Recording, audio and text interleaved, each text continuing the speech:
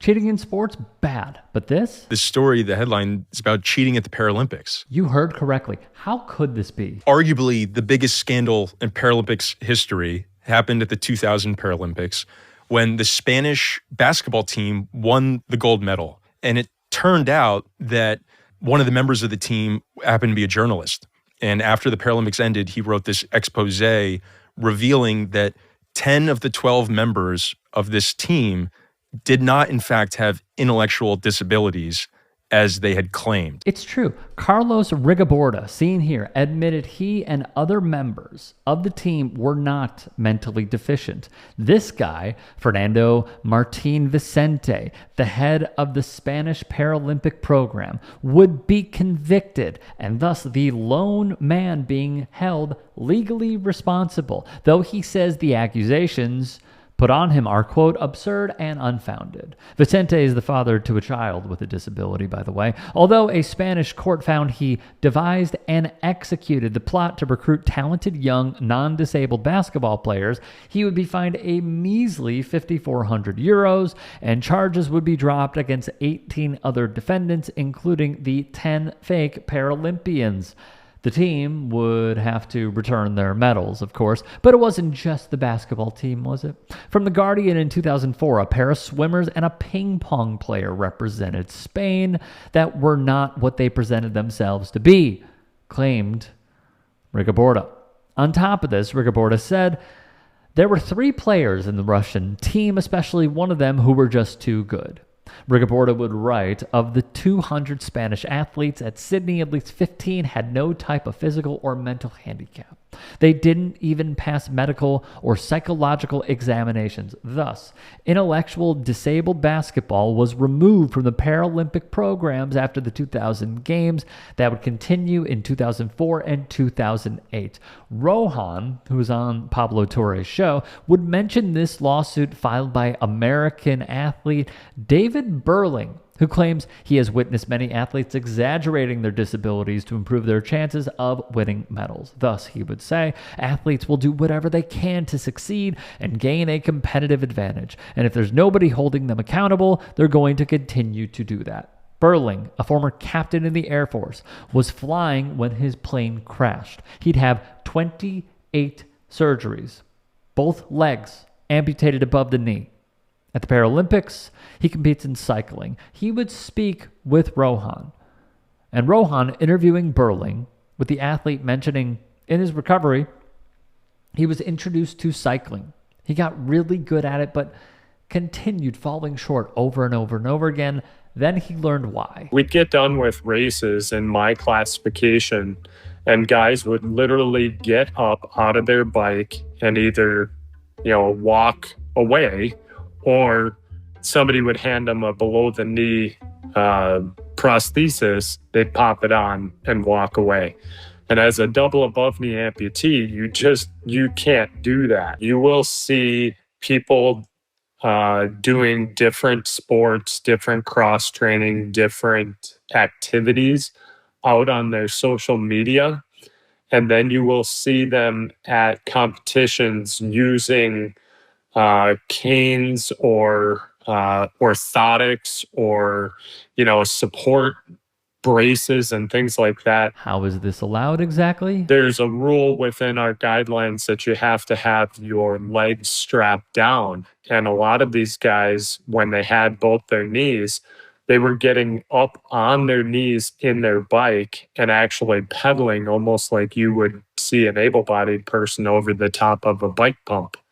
And so they're being able to put out power that there's no way that somebody like me, a double above the knee amputee, can even generate. So how do they get away with it? Long story short, via Paralympic.org, there are 10 eligible impairment types in para-athletics, 8 physical impairments, as well as vision impairment and intellectual impairment. More from the website. Classification is carried out through a process called athlete evaluation that comprise procedures for the assessment of athletes and the allocation of sport class and sport class status. Important to note, The assessment of whether or not an athlete has an eligible impairment for a sport must be conducted by the International Sport Federation governing that sport. Sounds good, right? Except Rohan would say this. When the athletes are coming in to figure out which classes they're going to be placed in, they're evaluated by someone called a classifier. And a classifier is essentially a volunteer. And they could have a medical background, they could be a doctor or a physical therapist, or they could have a technical background and be a coach within this sport. And one of the first steps is the athlete provides a doctor's note. They provide some medical record stating their impairment and their disability.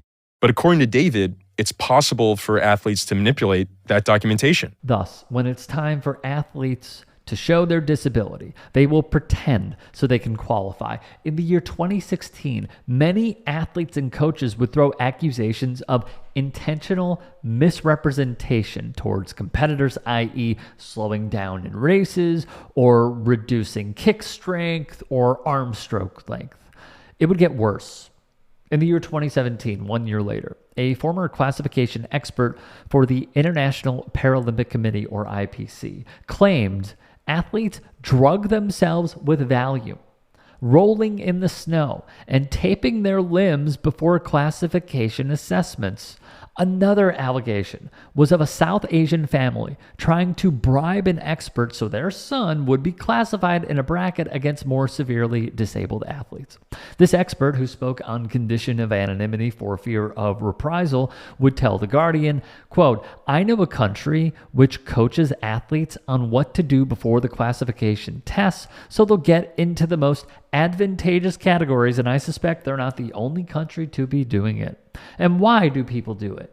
Well, Paralympic sports has grown into a humongous business, with countries and sponsors pouring in millions upon millions of dollars to fund and promote athletes whose stories highlight the best of humanity, wrote Sports Illustrated. Additionally, per that piece, which was published in the year 2020, U.S. Paralympians, for example, will receive $37,500 for a gold medal, $22,500 for silver, $15,000 for bronze. Figures equal to their Olympic counterparts. That's right. The payout for Paralympic gold is a five-fold increase from Rio. The expert would go on to add, these are athletes that don't appear for classification because they're supposedly sick. With amputees, they can't do anything. So we're talking about the athletes with neurological conditions. If you make them do physical exercise before they test, they'll be weaker. I've seen them put them in hot showers and cold showers. They sometimes roll around in the snow. Furthermore, they would say, the expert that is, then you get athletes who have their limbs strapped and bandaged to increase what they would be doing. And then they would go over how in track and field they would become tired as well. Burling, speaking with Meadowlark, would note competitors will retest in order to move down in classification. It is all strategic, he would say. What we're seeing is people going to the doctor and saying, okay, could there be a detriment in my back? Could there be detriment in my knee? Could I have nerve damage here? If a doctor can write it up and that athlete can take it to a classification appointment, then they might be able to get reclassified down, even though their impairment has not changed whatsoever, he would say. Furthermore, Burling states that even world champions will move down in class from 1 year to the next. Incredible. As Rohan explains, those who are correctly classified feel this is a great injustice. And some just end up calling it quits because they just don't stand a chance. Rohan would then speak with a classifier named Jane Buckley, and she didn't just spill the tea, she poured out an entire jug. The first time I heard about athletes misrepresenting themselves was, I think, at the very first games I ever attended nationally in Australia, and that was back in 1984. And it was just this known phenomena where people would exaggerate their disability just to get a more favourable class.